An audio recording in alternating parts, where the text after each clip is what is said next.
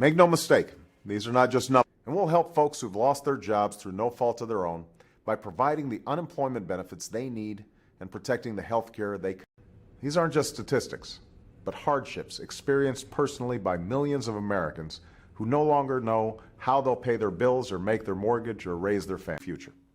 There's no longer doubt that the jobs and industries of tomorrow will involve harnessing renewable sources of energy. Threats to our nation's security and economy can no longer be kept at bay by oceans or by borders drawn on a map. The obligations we have to ourselves and the obligations we have to one another, no matter who we are, where we come from, or what faith we practice. This idea that we're all bound up, as Martin, in this effort, there will be no sacred cows and no pet projects. I have no higher priority as President of the United States than the safety and security of the American people, and I will do whatever is necessary to protect this country. There's no time for delay. That's why fixing what's wrong with our healthcare system is no longer a luxury we hope to achieve. It's a necessity we cannot postpone any longer.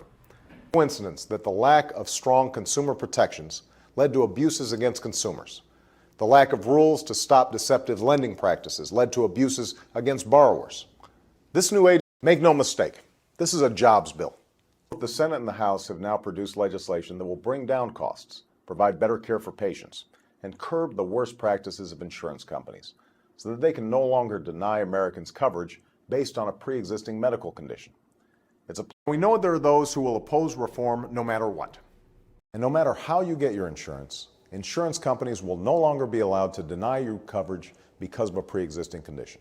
And that's why, under these reforms, insurance companies will no longer be able to deny coverage because of a previous illness or injury.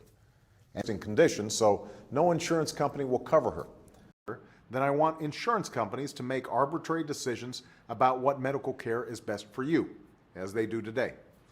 As I've said from the beginning, under the reform we see,